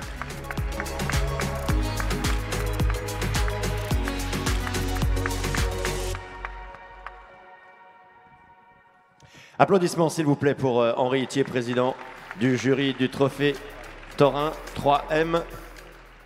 Et si le président du jury est là, ça veut dire évidemment... Pas de baffe pour moi. Non, juste on s'en tiendra là. Qu'évidemment, eh bien, on se rapproche de la révélation, évidemment, des prix de cette année. Et on se rapproche des prix encore plus avec Henri Thier, qui est le président du jury du trophée de la métropole 2021 et donc qui est aussi à l'origine des prix qu'on va remettre ce soir. Mais avant d'aborder ta partie juge et jury de ce trophée, on va parler de ce livre que tu as sorti très récemment, qui est Les Dynasties de Camargue, que tu as travaillé avec Monsieur Frier, qui est un excellent photographe. C'est un livre qui fonctionne bien. Oui, alors, je voudrais d'ailleurs signaler la présence du journaliste Gilles Lorfèvre qui est là. Il aurait pu d'ailleurs peut-être venir nous rejoindre. Et tout à fait, on a réalisé ce bouquin à l'initiative de Patrick Friedé, qui a eu l'idée d'écrire un bouquin, enfin de rédiger ce bouquin sur les dynasties de Camargue, ce qui n'avait jamais été fait. Donc ils m'ont fait appel un petit peu pour les diriger et prendre contact avec les éleveurs. Et on est parti sur 3 générations pour que, évidemment, ces dynasties aient quand même du sens. Et je crois qu'on vient de parler, le président de la fédération et vous tous, parler depuis un moment de transmission. Eh bien, ce bouquin, justement, le fil conducteur de ce bouquin, c'est bien la transmission. Et il arrive aussi à un moment opportun, hein, parce que, bon, on est un peu bousculé avec le bien-être animal, etc. Et la course camarguaise... pour l'instant, n'est pas sous les feux des projecteurs, mais demain, peut-être, elle y sera. Hein, parce que quand on voit ce qui se passe autour de la corrida, de la chasse, des cirques, etc., on n'est pas à l'abri, justement, de toutes ces attaques. Donc, je trouve que ce livre est arrivé à un bon moment. C'est un très bel ouvrage. Et j'invite d'ailleurs ceux qui ne l'ont pas encore de se manifester. On en a des piles juste là derrière. Mais c'est pour les vainqueurs. Hein, voilà. Ils sont offerts aux vainqueurs. Alors Henri, tu as ce parcours à travers le livre qui a permis de retracer une partie de l'histoire de Camargue. Tu es aussi ancien président de la Fédération française de course camarguaise depuis de 1993 à 2011 et président du jury du trophée Taurin 3M. Alors avant de cette remise des prix, justement, on va parler un peu de ce jury, de qui il est composé déjà et comment vous attribuez les notations et les notes. Alors, déjà, je voudrais commencer par le commencement, c'est-à-dire que je me suis retrouvé là parce que Frédéric Moulin m'a demandé de remplacer l'ancien jury. Et je l'ai fait avec plaisir parce que, déjà, je trouve que l'effort réalisé par la métropole, évidemment, est très important, en dehors, y compris de la partie financière, qui n'est pas négligeable, bien entendu, mais il y a aussi cette reconnaissance qui est importante. Et Dieu sait si la course camarguaise aujourd'hui a besoin de reconnaissance, surtout dans le contexte que nous nous trouvons. Alors, pour cela, je me suis entouré de mon ami André Turquet et Alain Piton, qui est un peu moins connu, mais qui est quelqu'un de passionné, de réfléchi et de sérieux. Donc, on a formé, je crois, une bonne équipe. Alors après, vous savez, quand vous êtes dans un jury, vous êtes exposé à la critique. Hein, mais ça, je m'y suis familiarisé, moi, la critique, pendant 20 ans. Alors, je fais comme les canards. Je suis calme en surface, hein, et on pédale dessous, hein, et puis on avance. Très belle image. Je crois que... Mais le jury, aujourd'hui, il s'inscrit tout à fait dans tout ce qui a été dit tout à l'heure, dans la transmission, dans l'évolution. Et Nicolas Triol disait qu'évidemment, cette tradition, il faut la transmettre, mais il faut aussi qu'elle évolue. Parce qu'une transmission qui n'évolue pas, elle meurt. Et il faut aussi qu'on change, nous, dans nos comportements. Alors, je resterai uniquement dans mon rôle de jury, bien entendu. Et quand on donne un prix, souvent, sauf quand il y a un taureau qui vraiment domine les débats, etc., et idem pour le raseteur, c'est facile. Mais ce n'est pas toujours le cas. Alors, il y a des fois qu'il faut qu'on adapte un petit peu notre décision en fonction aussi de la réaction du public, etc., parce qu'on a un public qui a évolué. Et puis on a, je pense qu'on en parle souvent, on en a parlé très récemment lors d'une réunion aussi, c'est qu'on a un gros travail pédagogique aussi pour faire comprendre cet aspect-là du jugement que tu comprends Henri, que comprend Jean-Luc, mais que ne comprend pas forcément tout le monde, d'avoir cet apport pédagogique de pourquoi la difficulté d'un taureau fait qu'il ne se passe rien pendant 2-3 minutes. Et ça aussi, c'est une complexité de la course camarguaise qu'on a du mal à expliquer. Tout à fait. Alors on tient compte aussi un peu de la réaction du public, parce qu'il faut leur donner finalement ce qu'ils ont envie aussi. Hein. savez, je fais un peu le parallèle, si je peux me permettre, avec une autre forme de tauromachie, c'est la corrida. On n'a jamais autant gracié de taureaux que depuis ces dernières années. Et ces taureaux, il y a 20 ou 25 ans, ils n'auraient pas bénéficié sûrement de ce privilège.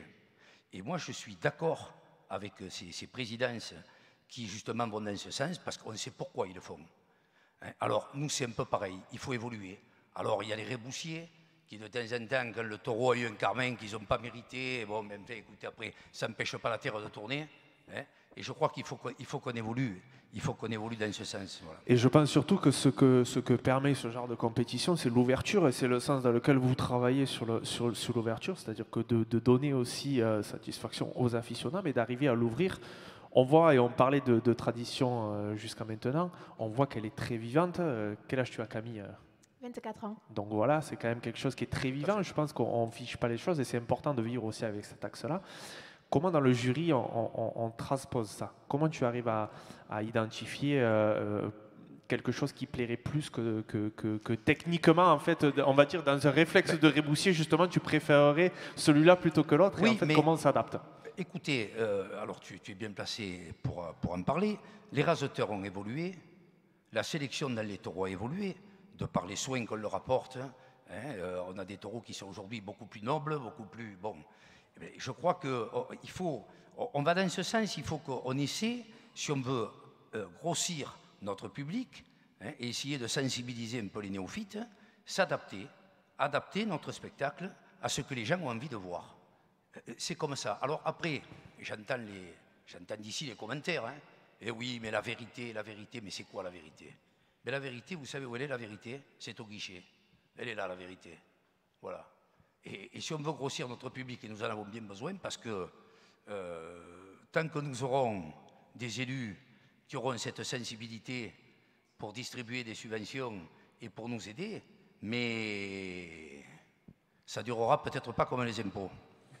Moi, si je peux rajouter à ce que vient de dire Henri, on a bien sûr deux catégories de taureaux, on va dire, les barricadiers et les cocardiers. Et c'est vrai que les barricadiers sont beaucoup plus, je dirais, dans l'attente du public. Et expressif aussi, voilà. C'est plus facile à comprendre. Voilà, plus facile à comprendre, c'est ça, qu'un cocardier où un public ne comprend pas qu'on puisse applaudir un taureau qui change, je dirais, de territoire, justement, pour faire bouger les hommes et tout. Et l'innovation cette année sur ce trophée 2022 du direct live va nous permettre justement d'initier un plus grand nombre à la compréhension d'un taureau cocardier qui est aussi autant à récompenser qu'un taureau barricadier. Et c'est vrai que ces saisons précédentes, quand on arrivait à essayer de faire comprendre qu'un taureau cocardier était pour nous, qui sommes initiés, un taureau qui était beaucoup plus facilement primable qu'un taureau barricadier, on avait des fois des publics qui étaient souvent un public qui était attiré justement par nos belles capellades, par tout ce qui pouvait aller avec. C'était un peu en discordance. Là, cette année, on part sur un trophée 2022 où on aura beaucoup plus de chances d'avoir, pour la décision du jury, une compréhension de récompense sur un taureau cocardier, je ne dirais pas au détriment, par rapport à un taureau barricadier qui certes fait du spectacle, parce qu'il faut, comme on le disait souvent, il faut qu'il y ait de l'émotion, mais il faut aussi qu'on reste dans la ligne droite, notamment de ces sélections, où un taureau, bien sûr, cocardier, nous permet d'avoir déjà le taureau cocardier, mais s'économise, parce que ces taureaux barricadiers, des fois, ils s'éteignent, parce qu'à force de prendre des coups, de taper dans les bois, de taper dans les planches, et bien, petit à petit, ils se préservent. Et je pense que là-dessus, il y a une évolution qui va se faire. Et voilà, je voulais dire que cette année, on devrait avoir une facilité d'orienter vraiment dans notre ressenti, d'initier de ce qui est, je dirais, plus facilement à envisager sur une prestation d'un animal. Voilà, on va peut-être passer maintenant à la dernière partie, celle que finalement nos amis attendent. Avant d'ouvrir cette cérémonie et de récompenser celles et ceux qui ont fait cette saison 2021, justement, on va revenir sur cette saison 2021, cette fois-ci en images. Regardez.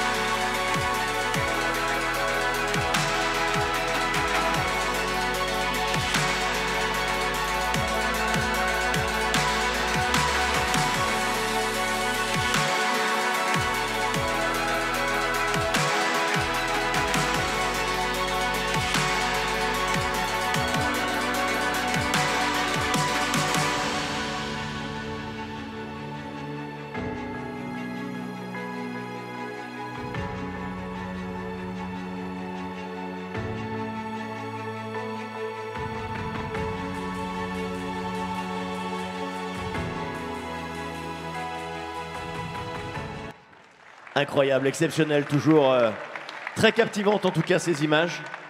Bravo messieurs, moi personnellement j'irai pas. Hein. J'ai été coursé une fois par une biquette, ça m'a suffi. On va remercier en tout cas... On n'est pas très loin. À quelques dizaines de kilos près. On va remercier en tout cas Henri Didier qui était présent parmi nous.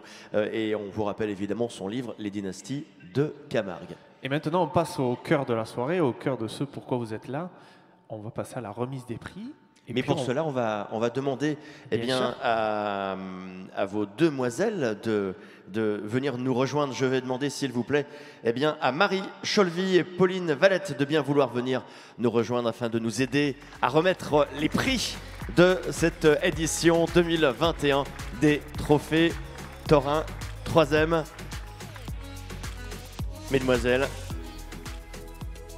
Et on appelle avec eux le petit Adam et Inès de la Pichotte Camargue aussi qui nous ont fait l'honneur de s'habiller. Regardez-moi comme c'est beau. Trop choupinou.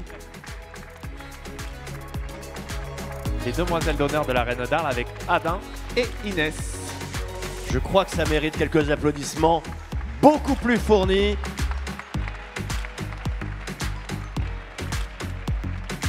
Et on va en profiter pour rester debout du coup.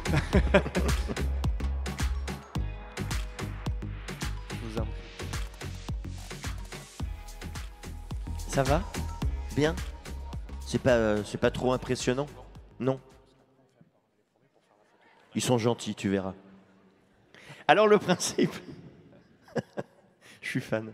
Le principe de cette cérémonie, nous allons remettre toutes les catégories en même temps, 3e, second et les premiers. Les 3 catégories, évidemment, ce sera les manades, les rasters et les villes. Et on ne va pas tarder, évidemment. Et on va démarrer tout de suite, le temps que Loïc finisse de faire un peu de réaménagement. Un peu de ménage. Voilà, c'est un peu notre Valérie Damido à nous.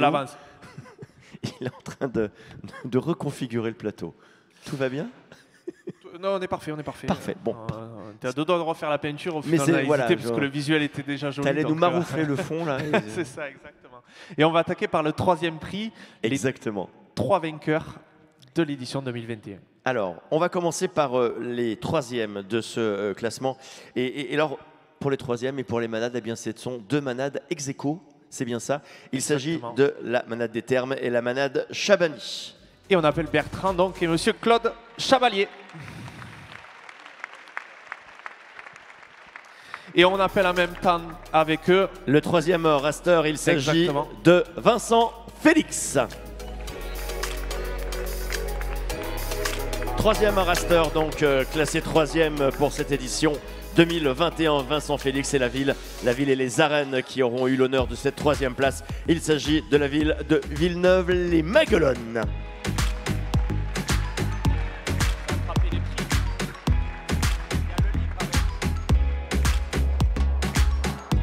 La manade des Thermes et la manade Chabani. Vincent Félix pour les rasters et la ville de Villeneuve-les-Maguelones. C'est la 3e place de cette édition 2021. Messieurs, bonjour. Avancez-vous, mettez-vous juste à côté de moi.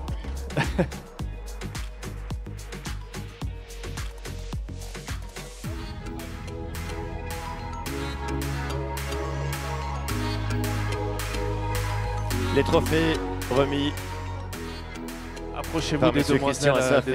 Jean-Luc Messonnier donc pour les 3e de cette édition des Trophées Torin Montpellier. 3e.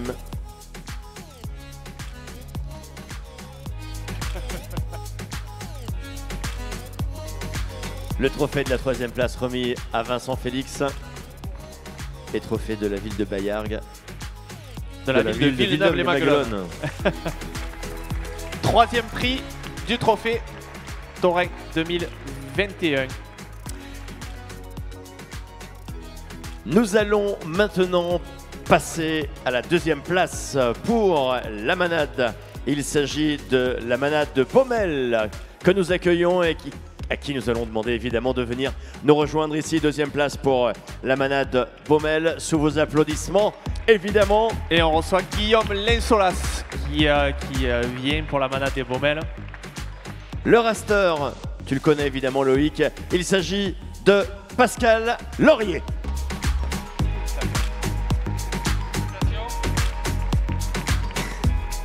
Et si vous avez été un tout petit peu attentif, j'ai fait ce que les jeunes appellent un spoiler alerte. C'est le moins qu'on puisse dire. Pour les arènes et pour la ville, ça fera évidemment plaisir à monsieur Jean-Luc Messonnier, la ville de Baillargues. Il était déjà sur le plateau.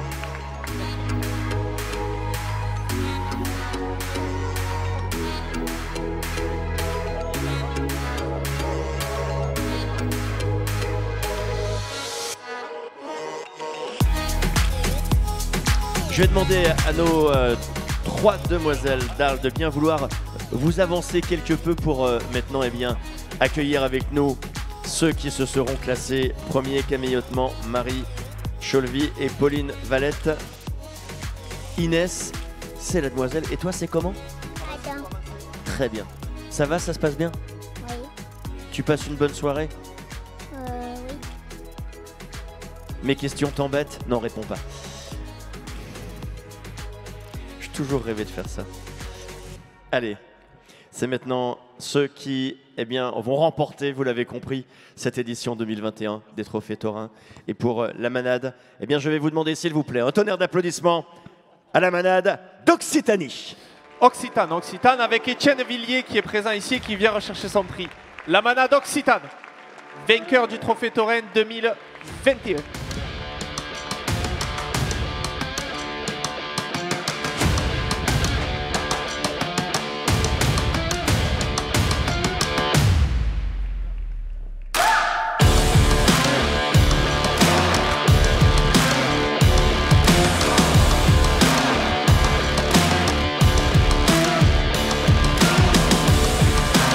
Le Trophée Taurin 2021, Trophée Taurin de la 3e, évidemment, à la manade Occitane.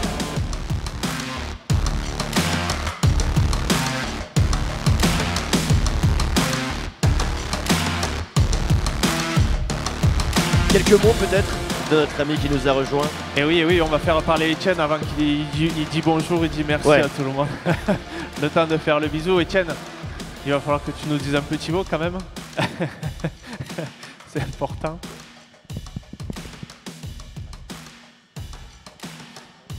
Vainqueur de l'édition 2021, Étienne. On sait que tu as des taureaux qui progressent d'année en année. Qu'est-ce que ça représente?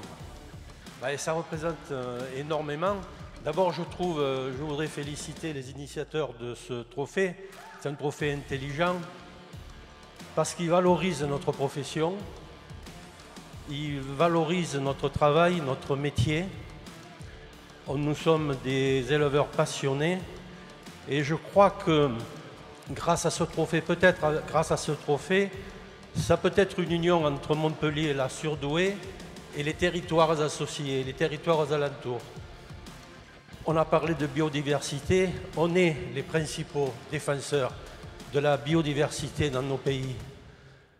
C'est nous qui la faisons, cette biodiversité. Nous sommes les vrais écologistes de notre territoire. On le protège avec passion, on fait un métier passionnant, on adore nos taureaux, mais on respecte notre territoire. Et qui est récompensé aujourd'hui. Merci Étienne d'être là. Voilà. Mesdames, messieurs, la madame Occitane. Merci, merci infiniment. Le raster, et est-ce une surprise? Je ne suis pas certain. Moi qui suis un peu profane. C'est le seul qui est venu en métro d'ailleurs, c'est le seul qui est venu en tram aujourd'hui, parce qu'il habite pas très loin. Il faut le signaler évidemment. Merci d'applaudir notre raster de cette édition 2021. Il s'agit de Zakaria Zico Latif.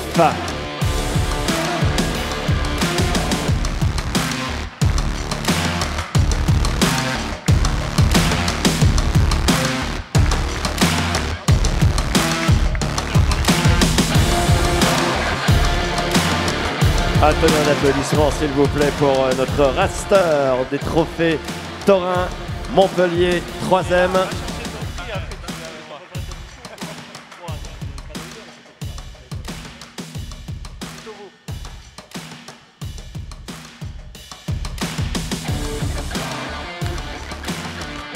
Bravo, félicitations.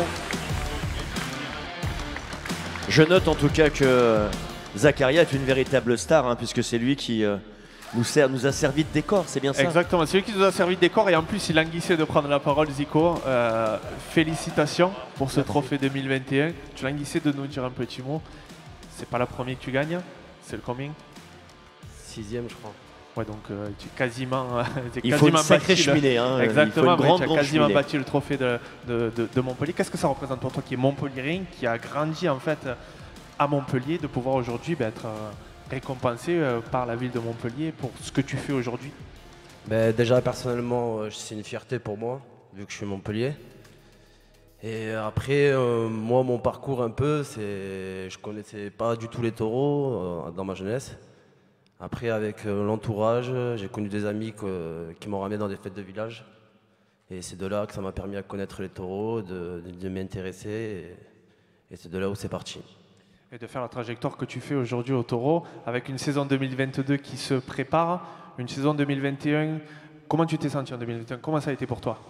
Ma saison 2021 était bien partie. Après, malheureusement, j'ai été blessé.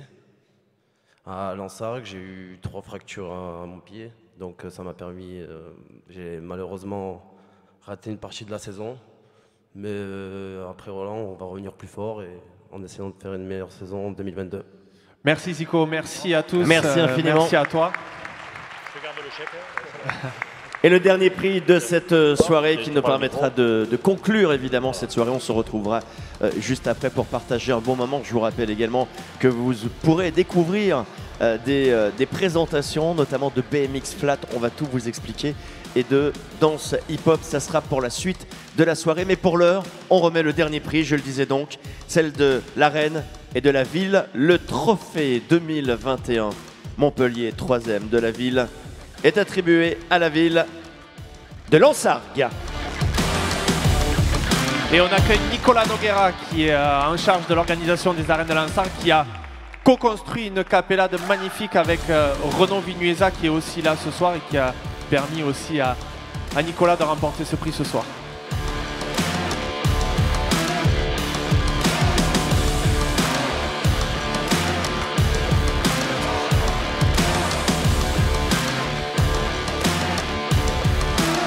Et qui reçoit un prix des mains de la reine d'Arles. Quelques mots également.